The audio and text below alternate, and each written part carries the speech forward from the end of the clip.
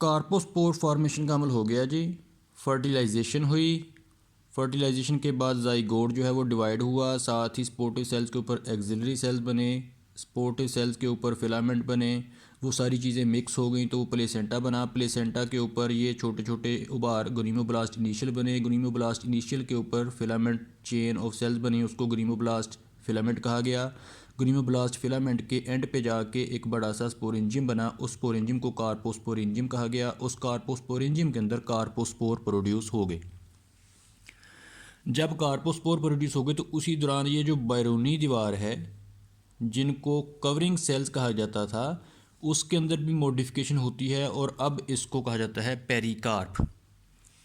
Covering is called pericarp, यानी जब carpospore बन जाएंगे तो उस वक्त इस कवरिंग को पेरिकार्प कहा जाएगा। ये पेरिकार्प रप्चर होगी, कार्पोस्पोर जो हैं वो रिलीज़ होंगे और किसी स्वीटेबल प्लेस पे जाके गिरेंगे और जर्मिनेट हो जाएंगे।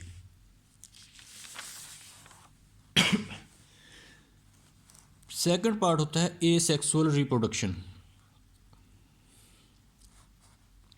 सेक्सुअल रिप्रोडक्शन हो गई, उसके बाद आती है एसेक्सुअल रिप्रोडक्शन।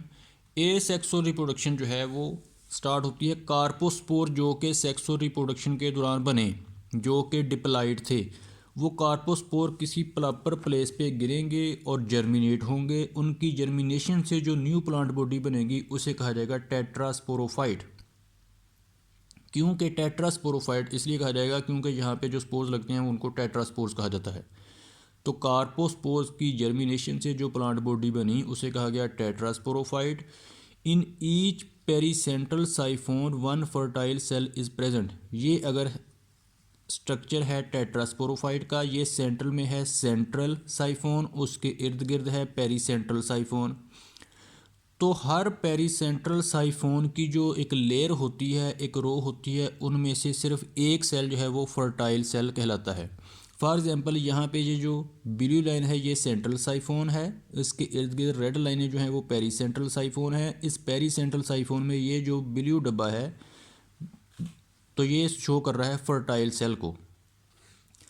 फर्टाइल सेल जो है वो डिवाइड करता है तो दो किस्म के सेल्स बनते हैं।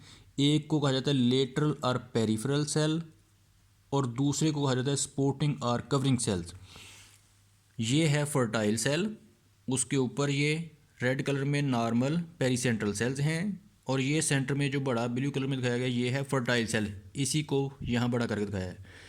ये डिवाइड होता है, दो किस्म की सेल्स बनती हैं। एक इससे ये सेल है जिसको कहा जाता है लेटरल या पेरिफेरल सेल और इसके साथ छोटे छोटे 2-3 सेल्स बनते हैं जिनको कहा जाता है सपोर्टिंग या कवरिंग सेल्स कहा जाता है। अब ये जो लेटरल या पेरिफेरल सेल है यानी ये सेल वो फिर फर्दर डिवाइड होता है तो दो किस्म के सेल्स बनते हैं फिर दोबारा, एक स्मॉलर सेल एक लार्जर सेल। स्मॉलर सेल जो है उसको स्टॉक सेल कहा जाता है। ये छोटा सेल जो है इसको स्टॉक सेल कहा जाता है, स्मॉल सेल, और इसके ऊपर एक ये बड़ा सेल बनता है इसको लार्जर सेल कहा जाता है। स्टॉक सेल जो है ये है, स्टॉक को अगर दोबारा छू किया जाए तो ये स्टॉक डंडी की तरह काम करता है कि ये फर्टाइल सेल है, फर्टाइल सेल के ऊपर ये पेरिफेरल सेल लगा, यहाँ पे सपोर्टिंग सेल्स होंगे। ये है स्टॉक, स्टॉक सेल जो है वो स्टॉक में कन्वर्ट हो गया और उसके ऊपर ये है लार्जर सेल। लार्जर सेल जो है वो एक्चुअली है टेट्रास्पोरेंजियम, उसके अंदर एक न्यूक्लियस था, ये है टेट्रास्पोरेंजियम, स्पोरेंजियम जिसके अंदर टेट्रास्पोर्स प्रोड्यूस होते हैं। इस टेट्रास्पोरेंजियम के अंदर होगी मियोसिस, मियोसिस के नतीजे में ये एक न्यूक्लियस जो है वो 4 में डिवाइड हो जाएगा। अब मियोसिस हो गई तो ये जो स्पोर होंगे 4 स्पोर ये हेप्लाइड स्पोर्स होंगे। इन चारों स्पोर्स को कहा जाता है टेट्रास्पोर्स। टेट्रा का मतलब ही 4 होता है तो टेट्रास्पोर्स हैं। ये टेट्रास्पोर जो हैं वो टेट्रास्पोरेंजियम की दीवार टूटने से रिलीज़ होंगे, रिलीज़ होके प्रॉपर प्लेस पे गिरेंगे और जर्मिनेशन होगी। जर्मिनेशन के नतीजे में जो न्यू प्लांट बॉडी बनेगी वो गमीटोफिटिक प्लांट बॉडी होगी। तो गमीटोफिटिक प्लांट बॉडी जो है वो हेप्लाइड होती है। फीमेल बॉडी कुछ स्पोर जो हैं वो फीमेल होंगे, इनमें से कुछ मेल गमीटोफाइड।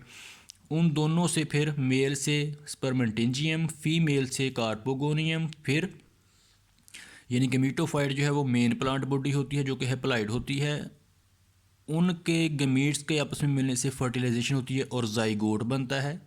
जाइगोट डिवाइड होके कार्पोस्पोर डेवलप करते हैं। उस स्टेज को कहा जाता है कार्पोस्पोरोफाइट प्लांट, जो कि डिप्लॉइड होता है और छोटा सा होता है।